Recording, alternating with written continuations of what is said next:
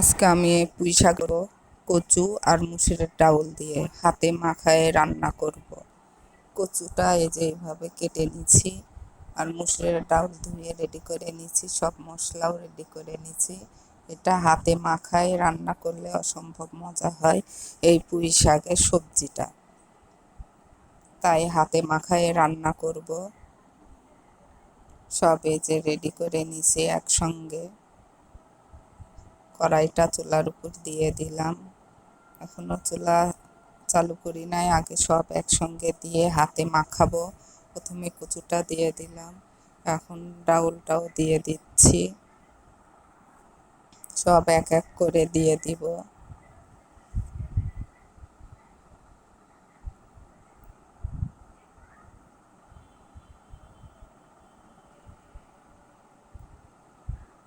সব মশলা একসঙ্গে দিয়ে দিলাম, কাঁচামরিচ, পেঁয়াজ, রসুন, হলুদের গুঁড়া, ধনিয়ার গুঁড়া, মরিচের গুঁড়া, একটু আদা রসুন বাটা দিয়ে পুঁই শাক সব একসঙ্গে দিয়ে দিব। দেওয়া হয়ে গেছে, সবে যে একসঙ্গে মাখাই নিচ্ছি। মাখাই নেওয়ার পরে তারপরে দিব তেল। তেলটা আগে দেই নাই, পরে দিব।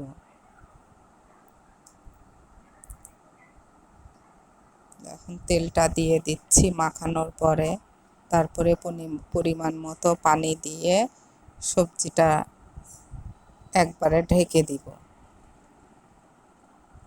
ঢেকে দিয়েই কিছুক্ষণ পর একটু নাড়াচাড়া করে দিব আবার।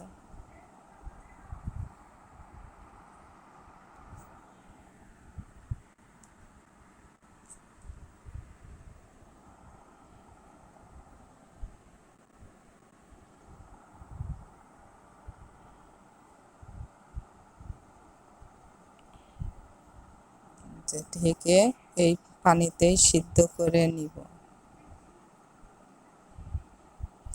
এই যে দেখুন কি সুন্দর হয়েছে সবজিটা। কচু, মুসুরের ডাউল, পুঁই শাক দিয়ে এই সবজিটা অসম্ভব মজা হয়। খেতেও যেমন মজা হয়, দেখতেও তেমন ভালো লাগছে। তারপরে একটু জিরা ফাঁকি দিব, দিয়ে নামিয়ে নিব।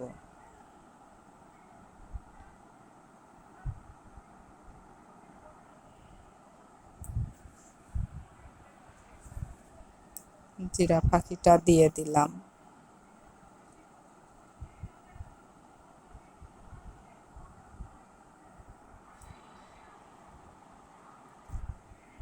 দিয়ে নেড়ে চেড়ে হয়ে যাবে। একটু হালকা ঝোল ঝোল মাখা মাখা করে রাখতে হবে। এই সবজিটা খেতে খুব ভালো লাগে। ভাত নিবেন অল্প আর এই সবজিটাই নিবেন অনেক, খেতেই থাকবেন, মনে হবে না যে ভাত খায়। এই সবজিটা খেলেই পেট ভরে যাবে, মুখে মুখে খেতে খেতেই শেষ হয়ে যাবে। এই পুঁই শাক, কচু, মুসুরের ডাউল দিয়ে এতই মজা হয় খেতে, না খেলে কেউ বুঝতে পারবেন না যে এই সবজিটা এত মজার হয়। এই যে দেখুন কি সুন্দর হয়েছে। আপনারা সহজে এই সবজিটা হাতে মাখিয়ে রান্না করে নিতে পারবেন। খেতেও যেমন ভালো লাগে, দেখতেও তেমন ভালো লাগছে। করে একবার হলেও খেয়ে দেখবেন এই